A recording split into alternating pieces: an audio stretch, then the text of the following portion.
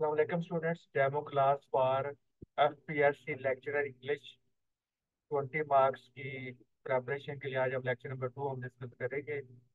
तो देखिए, अगर आप इस क्लास को सिर्फ और सिर्फ एफपीएससी से लिंक करेंगे तो ये ज्यादती होगी, क्योंकि जो इंग्लिश का पोर्शन है वो पाकिस्तान में होने वाले तमाम जो एग्जाम है उनमें वो लाजमी आता है। कोई भी आप पेपर उठा के देख लें, उसमें इंग्लिश के रिलेटेड जो क्वेश्चन है वो लाजमी आती हैं। तो इसलिए ये बहुत ही मोस्ट इम्पोर्टेंट ये सेक्शन है, ये एरिया है जिसको हमने स्टडी करना है। और इंशाल्लाह ताला हम बहुत अच्छे वे से, आराम सुकून से हम लेके इन चीज़ों को चलेंगे, ताकि आपकी जो तैयारी है उस पर कोई कंप्रोमाइज ना हो। तो इसके जो नोट्स है वो मैं साथ साथ हम बना रहा हूँ, तो इसलिए हम ना थोड़ी जो हमारी स्पीड है वो स्लो हो सकती है, क्योंकि मैं क्वालिटी पे बिलीव करता हूँ, क्वांटिटी पे बिलीव नहीं करता। तो इसलिए मेरा फोकस सिर्फ क्वालिटी होगा कि जो मैं कुछ आपको प्रोवाइड करूँ वो बहुत अच्छी हो। बाकी पे चीज़ें हम वो साथ साथ, अगर क्वांटिटी पे फोकस करना शुरू कर दो फिर क्वालिटी पे कम्प्रोमाइज होता है। तो ये एफपीएससी में तो आपके 20 मार्क्स का ये पोर्शन होता है, लेकिन अगर आप बाकी और जो सिंध पब्लिक सर्विस कमीशन के जो स्टूडेंट्स हैं उनमें भी 20 मार्क्स का पोर्शन आता है। 80 मार्क्स सब्जेक्ट की होती हैं और 20 इंग्लिश की होती हैं।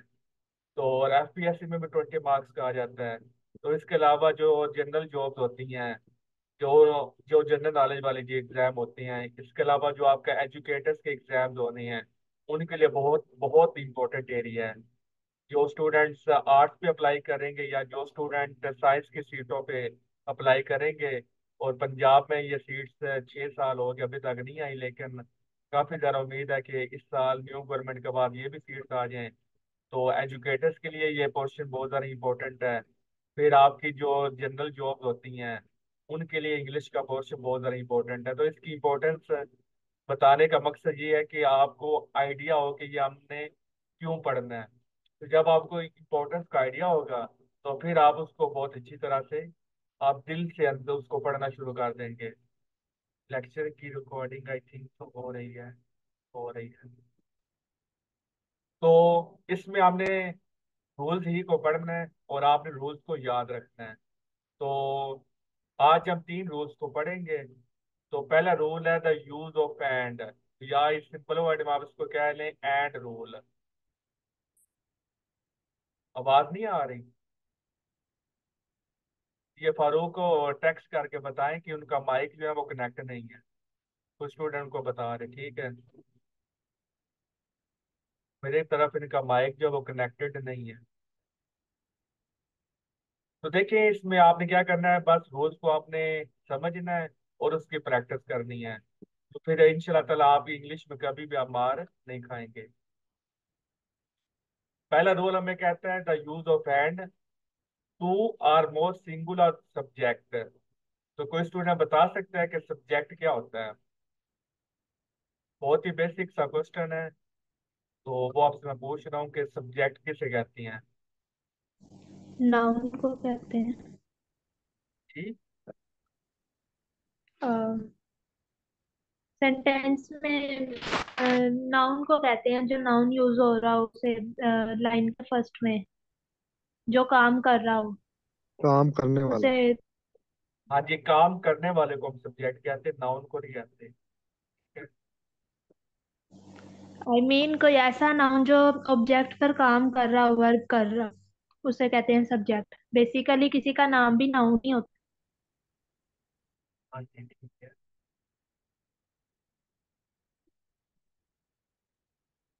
तो वो कह रहे हैं कि जब दो या दो से ज्यादा आप सब्जेक्ट को एंड से जोड़ देती हैं, तो फिर आपने जो वर्ब लगानी होती है वो आप किस तरह वर्ब लगाएंगे?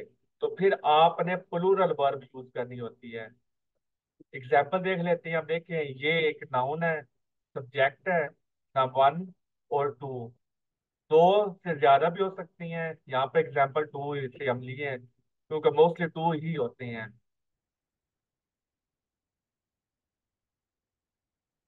हाँ जी, तो ये चीजें फिर हम आगे जाके करेंगे, अभी जो है ना मैं रोल पे फोकस कर रहा हूँ अवैन। आगे जब हम वो आहिस्ता से हम चीजों की तरफ चलते जाएंगे तो आपके जो सारे डाउट्स हैं वो क्लियर होते जाएंगे, ठीक है। उनकी वो भी अपनी सेंस में ठीक है रही कि जो नाउन है, सब्जेक्ट नाउन ही होता है, यानी कि वो नाम ही कोई होता है, तो वो फिर आगे आगे वो डिफरेंस भी आता है, इनको हम देखेंगे बाद में।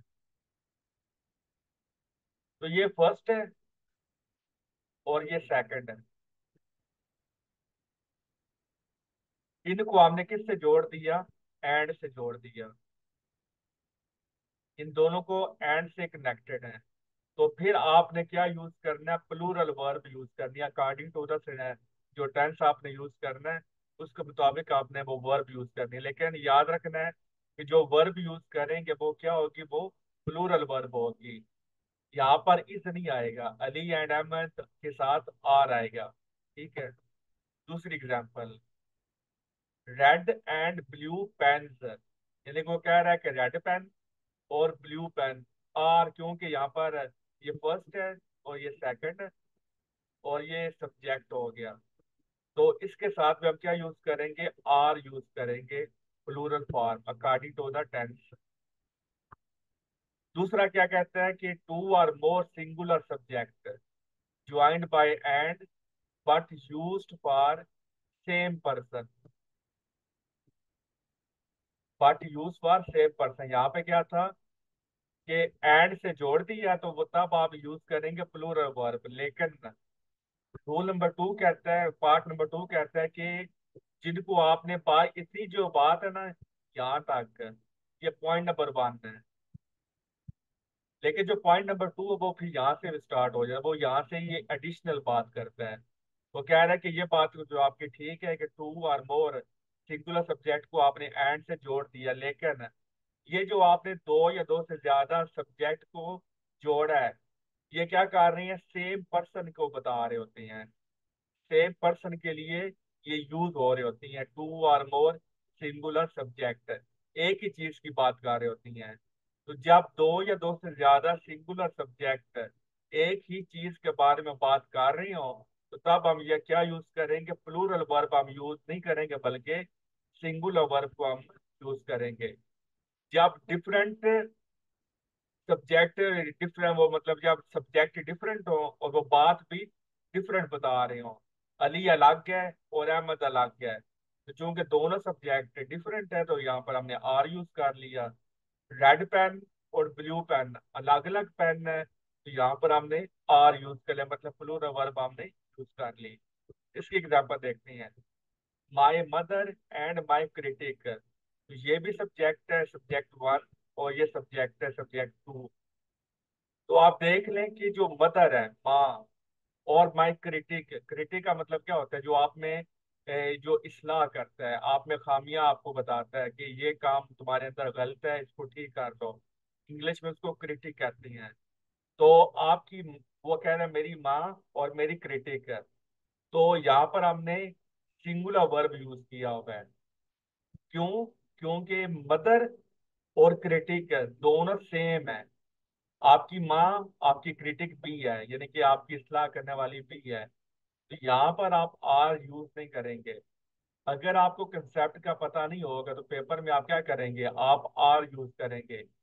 वही बच्चों वाला कंसेप्ट आपके माइंड में होगा कि जब दो या दो से ज्यादा सब्जेक्ट हो तो तब आपने आर यूज करना है। लेकिन अब आप एडवांस लेवल में है, तो यहाँ पे आपने ध्यान से चीजों को देखना है। तो मदर और माई क्रिटिक सेम पर्सन को बिलोंग कर रहे हैं, एक ही चीज बता रहे हैं, तो यहाँ पर फिर हम आर यूज नहीं करेंगे बल्कि इसको यूज करेंगे। एग्जाम्पल नंबर टू देख लेते हैं, the designer and the producer. तो डिजाइनर और प्रोड्यूसर ये सेम बंदे हैं कि नहीं है? यहाँ पर भी क्या है? डिजाइनर और प्रोड्यूसर सेम बंदे को बता रहे हैं, एक ही चीज को बता रही हैं, तो इसलिए यहाँ पर हमने क्या यूज किया? हमने सिंगुलर वर्ब को हमने यूज किया। अवैस गाजी अकाउंटिंग की क्लास हो गई है, आपने मिस कर दी होगी। कॉमर्स वाले लेक्चर में उसका लिंक आएगा, ठीक है। तो यहाँ तक किसी को कोई क्वेश्चन है तो वो पूछ सकते हैं, क्योंकि ये डेमो क्लास नंबर, कल तो वैसे इंट्रोडक्शन था, आपको कोर्स के बारे में बताया कि किस तरह हमें चीज़ों को लेके चलना है। तो आज लेक्चर नंबर 1 है, तो ये लेक्चर भी आपका पब्लिक होगा, तो सभी स्टूडेंट्स इसको देख सकती हैं। और जो स्टूडेंट सेशन को ज्वाइन करना चाहते हैं तो वो इस व्हाट्सएप पे कांटेक्ट कर सकते हैं, ठीक है। इंशाल्लाह ताला आपको इंग्लिश पढ़ के आपकी इंग्लिश की बहुत सारी खामियां यहाँ से दूर हो जाएंगी और इंग्लिश पढ़ के आपको मजा आएगा। नोट्स आपको इसी तरह आपको प्रोवाइड किए जाएंगे हर लेक्चर के। क्लियर है, ये बता दें, फिर हम आगे चलते हैं। सभी स्टूडेंट्स को क्लियर है? चैट में बता दें या वॉइस में बता दें? यस सर, क्लियर है। अब देखिए, बस आपने रूल्स को याद रखना है और प्रैक्टिस करनी है, तो फिर आप इंग्लिश वाले क्वेश्चन में कभी मार नहीं खाएंगे। रीड अंडरस्टैंडिंग के लिए आप देखती हैं, तो मैंने दोनों को इकट्ठा कर दिया यहाँ पर। अब यहाँ पर ये गलत भी हो सकती हैं, ये जो मैंने लिखी हैं, और सही भी हो सकती हैं। तो ये आपने बताना है कि क्या ये सही लिखी हुई हैं या गलत लिखी हुई हैं। कौन बताएगा? ये दो जो ये पॉइंट नंबर 3 है जो एग्जाम्पल है, ये मैंने आपको बताया कि मैंने ये सही भी हो सकती है और गलत भी हो सकती है। तो क्या ऊपर वाली ठीक है या गलत है, या नीचे वाली ठीक है या गलत है, बताएं। सबसे पहले सर बात जो कर लेते सेकंड हैं वाला है ऊपर वाली। उसमें। सबसे पहले इसकी बात कर लेती हैं। Okay. The black and white cow is वो grazing first in the field, यहाँ पर इज आएगा या आर आएगा, बताएं। इजी आएगा। इसकी रीजन क्या है? क्योंकि वो एक ही काऊ है, उसका कलर ब्लैक एंड व्हाइट है। हाँ जी, क्योंकि नहीं, कुर्सियाँ दोनों ठीक है। हाँ जी, दोनों ठीक है कुर्सियाँ। अब ऐस दोनों ठीक है। तो चूंकि यहाँ पर एक काऊ होती है ना, उसका कलर ब्लैक और वाइट दोनों हो सकते हैं ना, तो यहाँ पे सब्जेक्ट 1 और सब्जेक्ट 2 दोनों एक ही चीज को बता रही हैं। दोनों सेम पर्सन से बिलोंग करती हैं। एक जो गाय है उसका कलर ब्लैक और वाइट है, तो इसलिए यहाँ पर हमने इसको यूज किया। नीचे वाले को देखिए। The black cow and white cow, ये अलग काउ है। ये कह रहा है कि ये काली वो भैंस है और ये सफेद भैंस है। तो जाहिर है काली भैंस और सफेद भैंस है, तो इसलिए यहाँ पर फिर हमने आर यूज किया। ये क्या था?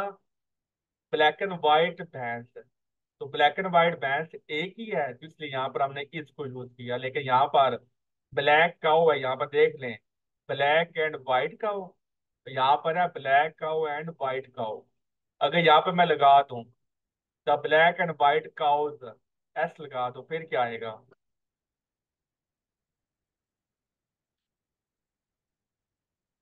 But one cow at a time field. A ही आएगा। लिमा, आप क्या पूछ रही हैं? अगर यहाँ पर मैं काउस लगा दूं फिर क्या, यहाँ पर इज आएगा या आर आएगा?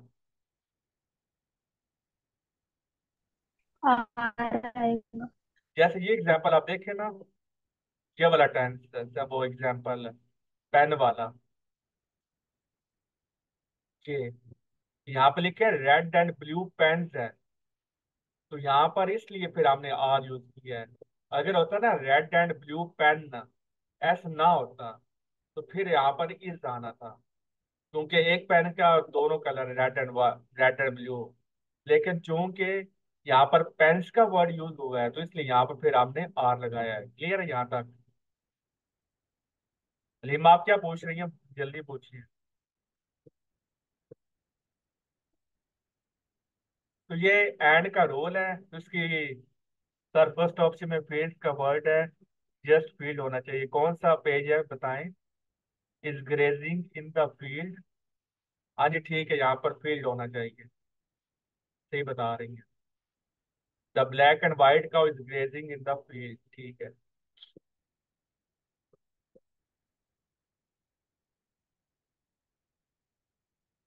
फील्ड भी आ सकता है हालिमा, देखे ना, वो खेतों में ब्लैक एंड व्हाइट काउ चर रही है, ऐसा भी हो सकता है ना।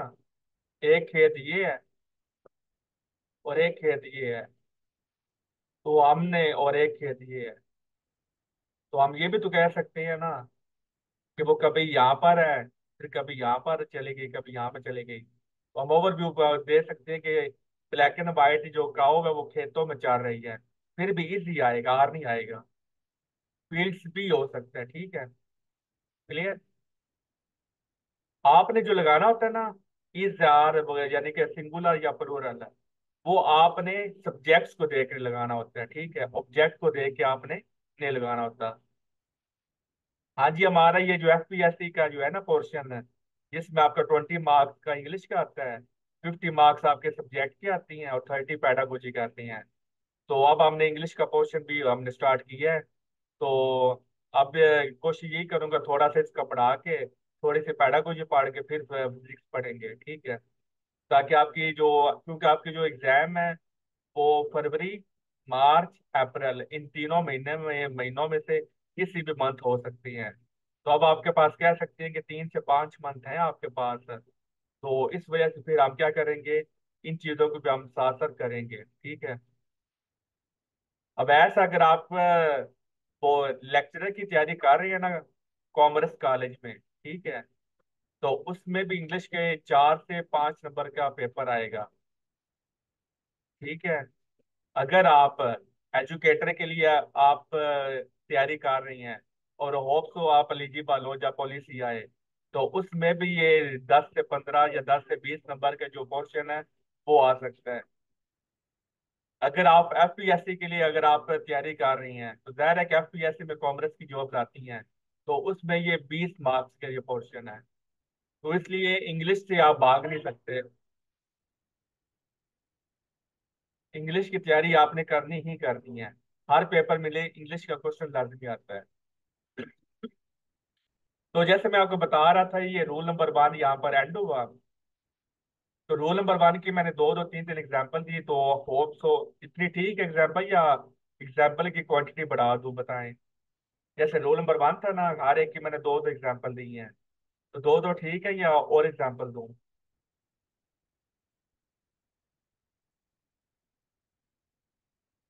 वॉइस में बता दें या चैट में, इतने एग्जाम्पल काफी है या और दे दूं? कि प्रैक्टिस पे जाहिर आपने करनी है, तो वो बेस्ट तो मेरे लिहाज से तो यही है कि पहले यहाँ पर आप कंसेप्ट ले लें, साथ में थोड़ी बहुत एग्जांपल्स हो जाएं, और फिर हम इसकी जो प्रैक्टिस है वो उसके लिए फिर अलग से आपको एमसीक्यूज भी देंगे। बाकी फिर आपकी सेल्फ स्टडी होगी। अब हम पढ़ते हैं roll number 2। The use of each or every. अगर आपके सेंटेंस में ईच का वर्ड आ जाता है या आपके सेंटेंस में एवरी का वर्ड यूज आ जाता है, तो फिर हमने क्या करना है? तो उसका जवाब है फिर भी आपने सिंगुलर वर्ब को यूज करना है। आपकी वर्ब सिंगुलर होगी जब आप सेंटेंस में ईच का वर्ड देख लें, आंखें बंद करके आपने सिंगुलर वर्ब को लगा देना है। अगर आप सेंटेंस में एवरी का वर्ड देख लें तो आपने सिंगुलर को देख लेना है। एग्जाम्पल है ईच ऑफ अस। वास, क्योंकि वास सिंगुलर को रिप्रेजेंट कर रहा है, तो आपने सिंगुलर वर्ब को यहाँ पर यूज किया। एवरी वन आ गया तो आपने सिंगुलर वर्ब को यूज किया। तो अगर इसकी उर्दू ट्रांसलेशन करें तो इसका मतलब है हम में से हर एक ने। हम में से हर एक क्या हो गया? वो डर रहा है डूबने से। तो यहाँ पर वो बात किसकी हो रही है? एक बंदे की बात हो रही है। ईच ऑफ अस, हम में से हर एक खौफ ज़दा है कि वो डूब ना जाए। तो चूंकि यहाँ पर वन बाय वन की बात हो रही थी, इसलिए यहाँ पर आपने सिंगुलर को यूज किया। एवरी वन का मतलब कि एवरी वन इज प्लेइंग, हर बंदा क्या कर रहा है? खेल रहा है।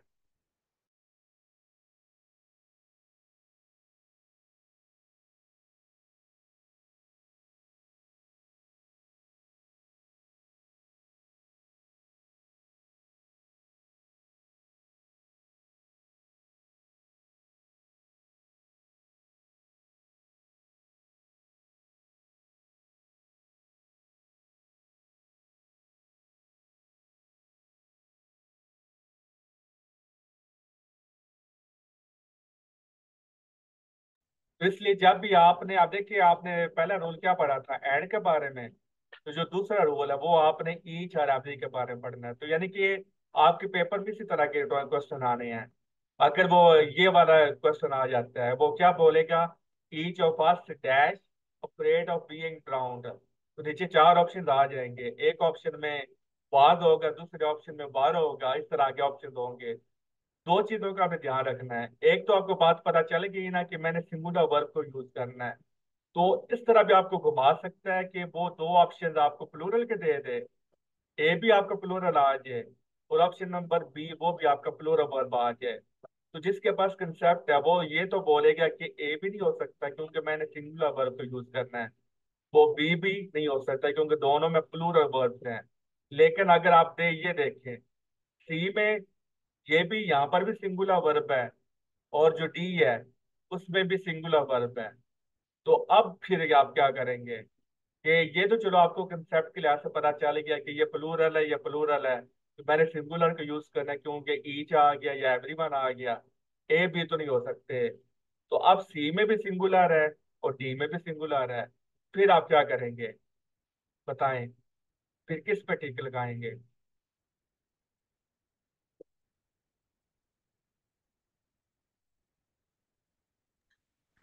अगर आई दोनों थिंक ऑप्शन, मेरे ख्याल आपके दो में ऑप्शन या तीन ऑप्शन या चारों ऑप्शन दी, इस तरह भी हो सकता है ना कि चारों के चारों ऑप्शन आपको सिंगुलर दे दे, फिर आप क्या करेंगे ये मेरा सवाल है, बताएं। चारों के चारों ऑप्शन दी सिंगुलर आ जाए, तो फिर आप क्वेश्चन पे किस तरह टिक लगाएंगे?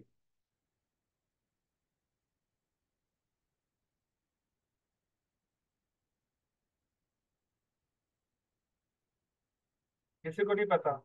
मेरे ख्याल मेरे ख्याल में सिंगुलर के साथ फर्स्ट वर्ब वर्ब की फर्स्ट फॉर्म लगी होगी। कि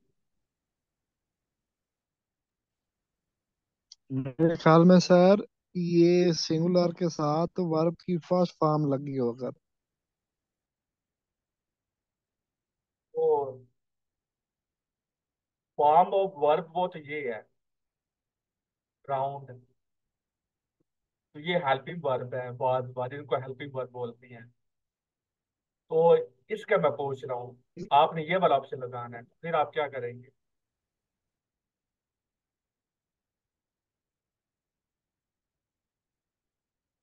तो जैसे मैंने लेक्चर में बताया कि आपने दो चीजों का ध्यान रखना है, एक तो ये आपको पता होना चाहिए कि ये सिंगुलर लगाना है या प्लूरल लगाना है। दूसरी चीज आपने सेंटेंस के स्ट्रक्चर के लिहाज से आपने लगाना होता है। अगर यहाँ पर इज आ जाए, इज भी क्या होता है, सिंगुलर को रिप्रेजेंट कर रहा है। वाज, ये भी सिंगुलर को रिप्रेजेंट कर रहा है। हैज, ये भी सिंगुलर को रिप्रेजेंट करता है। और क्या हो रहा है, एम कर लें।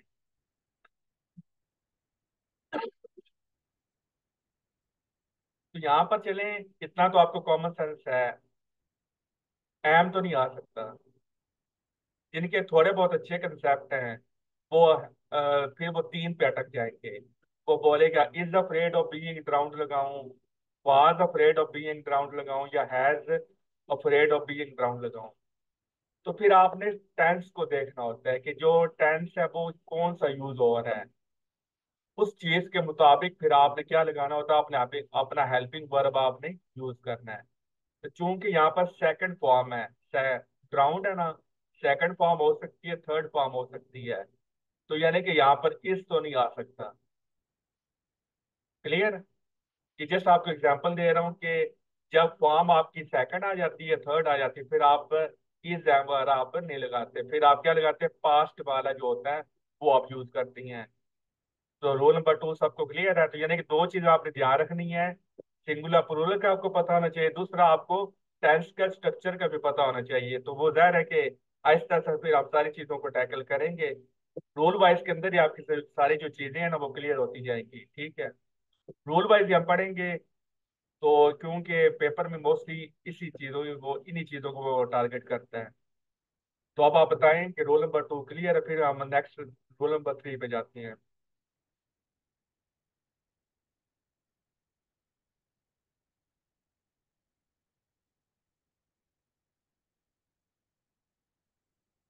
क्लियर है या नहीं बताएं?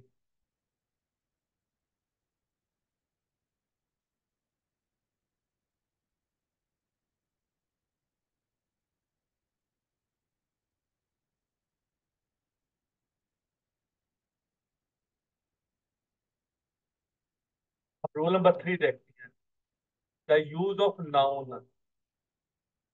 अब जो रोल नंबर 3 है ना, ये कंप्लीट नहीं है अभी, ये जस्ट इसका थोड़ा सा पोर्शन हम देखेंगे आज, द यूज ऑफ नाउन। अब फिर हम वो फिर बाद में हम देखेंगे कि नाउन क्या होता है, उसकी कितनी टाइप्स होती हैं, कौन कौन सी होती हैं, उस डिटेल में अभी हम नहीं जा रहे। अभी आपने जस्ट रूल वाइज आपने जस्ट मुझे फॉलो करना है, सिंपल सी बात है। आपकी जो सारा कुछ है वो आपको मैं क्लियर करवाऊंगा, तो इसलिए अभी आप इन चीजों में ना आ जाए कि नाउन क्या होता है, वर्ब क्या होता है, फलाना फलाना। वो आपके आहिस्ता आहिस्ता आपकी सारी चीजें क्लियर होती चली जाएंगी। सिंपल है इसका नाम, इंग्लिश का मतलब क्या होता है, नाम। द यूज ऑफ नाउन, वो हम किस तरह करते हैं, ठीक है। तो इसका पहला पॉइंट है कोलेक्टिव नाउन, इसकी एक टाइप है। तो यहाँ से आप ये भी याद रख लें कि एक नाउन की एक टाइप होती है कोलेक्टिव नाउन। अब जो कलेक्टिव नाउन है वो कहता है कि टेक अ सिंगुलर वर्ब। जब भी आपके पास कलेक्टिव नाउन आ जाता है, कलेक्टिव नाउन क्या है कि मुख्तलिफ लोगों का मजमुआ। कमेटी है ना, तो कमेटी में दो या दो से ज्यादा बंदे बैठते हैं ना, उसी को आप बोलेंगे ना कमेटी बन गई है। कि अगर आप कॉलेज में हैं, वो आपकी कमेटियां बनी होती हैं, यूनिवर्सिटियों में बनी होती हैं, स्कूल्स में बनी होती है, डिसिप्लिन कमेटी होती है, एग्जाम कमेटी होती है, सारा। तो उसमें ज़ाहिर है दो या दो से ज्यादा बंदे होती हैं, तो वो आप क्या होती हैं, वो कमेटी होती है। तो उसको आप क्या बोलते हैं, कलेक्टिव नाउन बोलती हैं। जहाँ पर दो या दो से ज्यादा बंदे इकट्ठे हो जाएं, तो वो एक नाउन बन जाता है। उस नाउन को क्या बोलते हैं, कलेक्टिव नाउन। जब भी बात होगी, तो अगर फॉर एग्जाम्पल वो एडमिशन मतलब है डिसिप्लिनरी कमेटी है, जिससे डिसिप्लिन को मेंटेन करना, वो वाली कमेटी है। अब उस कमेटी में जो 5 बंदे हैं, वो उसमें हैं, 5 बंदे हैं, ए, बी, सी, डी और ई।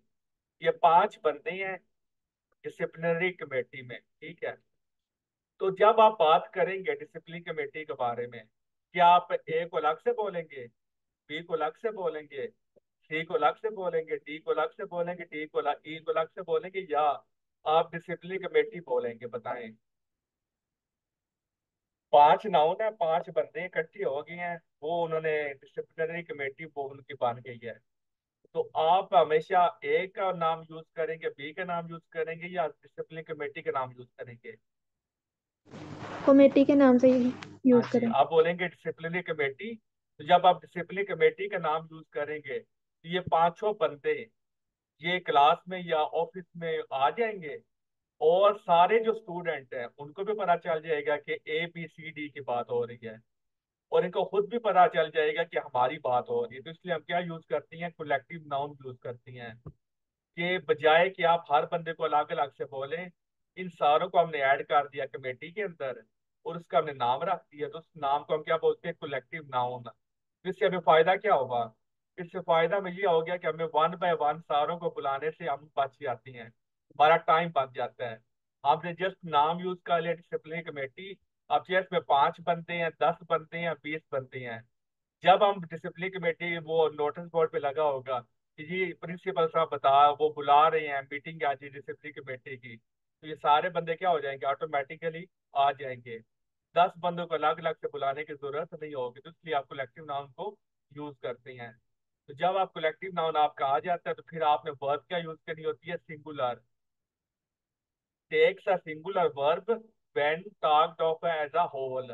लेकिन जब एज अ होल बात की जा रही है, तब आपने सिंगुलर वर्ब यूज किया, हैज सिंगुलर के यूज होता है। तो the jury has reached the decision. Jury क्या होती है, वही दो या दो से ज्यादा जो बंदों की कमेटी होती है, जो फैसला करती है, उसको हम बोलती हैं ज्यूरी। तो इसके साथ में हमने क्या यूज किया, हैज को हमने यूज किया। ये जो इसका पार्ट है ना, यानी कि जो मैंने एग्जांपल आपको दी है ना, वो यहाँ से लेकर यहाँ तक की है। तो इसका जो दूसरा पार्ट है, और इससे आगे भी इसके और भी इसके पार्ट है, तो वो हम फिर नेक्स्ट लेक्चर में देखेंगे, ठीक है। तो आज के लिए आपके लिए इतना ठीक है कि ये जो कलेक्टिव है, ये द यूज ऑफ नाउन है, इसका जो पहला पार्ट है उसका भी हाफ पार्ट हमने यहाँ तक किया है। तो कल फिर हम यहाँ से यूज करेंगे कि जब कलेक्टिव नाउन के साथ हम प्लूरल वर्ब हम कब लगाएंगे। आज आपने देख लिया कि कलेक्टिव नाउन के साथ सिंगुलर वर्ब आपने यूज करनी है, तो कलेक्टिव नाउन के साथ प्लूरल वर्ब भी यूज की जा सकती है। वो अब हम कब यूज करेंगे वो हम उसको देखेंगे। ठीक हो गया। तो देखें, एमसीक्यू में इस तरह के क्वेश्चन आते हैं। फिर मोस्ट इंपॉर्टेंट पार्ट, सीएसएस की जो एमपीटी का एग्जाम होता है, पीएमएस का जो एमसीक्यूज होती हैं, कोई भी एग्जाम अक्सर उठा लें, वोकैबलरी लाजमी आती है। अब वोकैबलरी किस सेंस में आ सकती है? मिसिंग वर्ड में से भी आ सकती है कि ये आपको वर्ड दे दिया जाए और बोले कि इसको कंप्लीट करें, नंबर वन। या आपको बोला जाए कि इसके करेक्ट स्पेलिंग बताएं। दो तरीका हो गया। तीसरा तरीका, आपको इसका मीनिंग पूछ लिया जाए। तीसरा तरीका, या आप इसका सिनोनिम पूछ लिया जाए। तो चार तरीके से ये आपकी वोकैबलरी एग्जाम में आती है, और बहुत से वो 4 से 5 नंबर ये आपकी आती हैं। तो मैं जो आपको वर्ड यूज दूंगा वोकैबलरी के 70, या वो मतलब जो इम्पोर्टेंट इम्पोर्टेंट वर्ड्स हैं जो पेपर में आए हुए हैं, और ये रिपीट भी होती हैं, ये भी याद रखिएगा। तो ये वोकैबलरी के जो वर्ड है ये मैं आपको प्रोवाइड करूंगा डेली से। हम 3 से 5 जो वोकैबलरी का वर्ड है वो हम पढ़ेंगे, सीखेंगे, और आप इनको याद करना है। तो जिस तरह मैंने आपको बताया कि ये जो रूल्स हैं, आपने ज़रा नोट्स बनाने हैं, तो आपने अलग अलग रजिस्टर लेना है। पहले पे आपने ये नोट नोट डाउन करते चले जाना है। मैं आपको वैसे पीडीएफ में भी दूंगा, अगर आप हाथ में बना रहे हैं तो फिर आपने कॉपी पेस्ट कर लेनी है। तो आपने रूल पढ़ लिया, कंसेप्ट ले लिया, आपने इसकी प्रैक्टिस कर ली, तो ये रूल आपको ऑटोमेटिकली याद हो जाएंगे। तो लेकिन जो वोकेबलरी है, इसको आपने याद कैसे करना है? तो इसका यही तरीका है कि आप क्या करें, इसको सेंटेंस भी यूज कर लें, पेज का सेंटेंस बना लें, फ्लैट का सेंटेंस बना लें, बैग का, इम्प्लोर का, इनको सेंटेंसेस में यूज कर लें। या गूगल पे जो होती है क्विजेज होती हैं वोकेबलरी के, वो दें। और या हर हफ्ते बाद या हर 4 से 5 दिन बाद इनको बस बस पढ़ लें। विसेज का मीनिंग ये है, इसके ये सिनोनिम्स हैं। वल्नरेबल का एहसास, इसके ये स्पेलिंग्स हैं, ये इसके वो सिनोनिम्स हैं। ये बस आप पढ़ लें। ये चीज आप भूल जाएं कि मुझे याद रहेगा या नहीं रहेगा, इस चीज से आपने दूर रहना है। आपने क्या करना है, आपने बोला जस्ट मैंने पढ़ना है इनको बार बार। तो हर 2 दिन बाद पढ़ें या हर 3 दिन बाद पढ़ें, जितनी आपने यहाँ पर वोकैबलरी के लिए रिवीजन की, उतनी आपकी वोकैबलरी फिर क्या हो जाएगी, आहिस्ता आहिस्ता आपकी वोकैबलरी स्ट्रोंग होगी, आहिस्ता आहिस्ता। ये इस चीज पे आपको टाइम लगेगा, और ये तभी आपकी अच्छी होगी जब आप रिवीजन करते रहेंगे। ठीक है। तो विशेष का मतलब, और ये जो इम्पोर्टेंट वर्ड आपको मैं वोकैबलरी दे रहा हूँ ना, ये पास पेपर में आए हुए हैं। तो पास वर्ड जाहिर है कि वोकैबलरी तो अनलिमिटेड है। आप क्या क्या करेंगे, तो इसका बेस्ट वे यही है कि जो पास पेपर में वर्ड आए हुए हैं उन्हीं को बंदा कम अज कम कर ले, तो उनकी रेपिटेशन होती है। तो इस वजह से फिर हम इनको ज्यादा टारगेट करेंगे। ठीक है। तो बेसिज का मतलब होता है दरख्वास्त करना। तो बेसिज का दरख्वास्त करने को प्लेट भी बोलती हैं, बैग भी बोलती हैं। बैग क्योंकि मांगना होता है, वो भी आप दरख्वास्त सिखा रहे होती हैं। इम्प्लोर को भी आप मांगना कहती है, दरख्वास्त करना।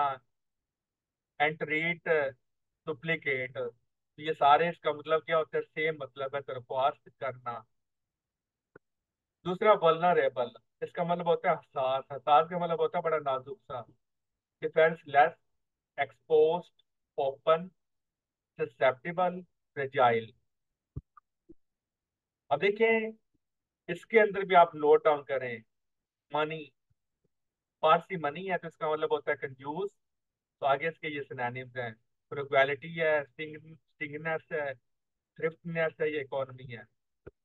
4 और 5 को देखें, इसके अंदर एंड पे फोन ही आ रहा है, इसके एंड पर भी फोन ही आ रहा है। टेलीफोन, यहाँ से आप याद आपने, फोन का मतलब होता है आवाज। जो मतलब आवाज वाले से लिंक होते हैं उसको हम फोन कहते हैं। यहाँ पे कह लेंगे फोनी। जब यहाँ पे इस तरह का वर्ड आ जाए ना, फोनी, टेलीफोन, तो इसका मतलब इसका ताल्लुक किसके साथ है, आवाजों के साथ है। तो कैको ये बड़े इंपॉर्टेंट वर्ड है। 4 और 5। कैकोफोनी क्या होती है, बदमज़ा आवाजें। और यूफोनी क्या होती है, खूबसूरत आवाजें। क्योंकि फोनी का मतलब आवाज, तो कैको का मतलब बदमज़ा, और यू का मतलब खूबसूरत आवाजें। तो कैको क्या हो गया, डिस्कॉर्ड, नॉइस, तो ये सारी इसकी होगी। तो ये यूफोनी का ये बदमजा आवाजें। तो इसी तरह हम हर रोज क्या करेंगे, इंग्लिश के 2 से 3 रूल्स करेंगे, साथ में 4 से 5 वर्ड हम वोकेबलरी के भी किया करेंगे। तो इस तरह फिर आपका ये जो 20 मार्क्स जो पोर्शन है फॉर एफपीएससी और पूरे पाकिस्तान में होने वाले हर एग्जाम के लिए आपका इंग्लिश का पोर्शन आपका क्लियर हो जाएगा। कोई सवाल है तो पूछ लें, लेक्चर का लास्ट मिनट है।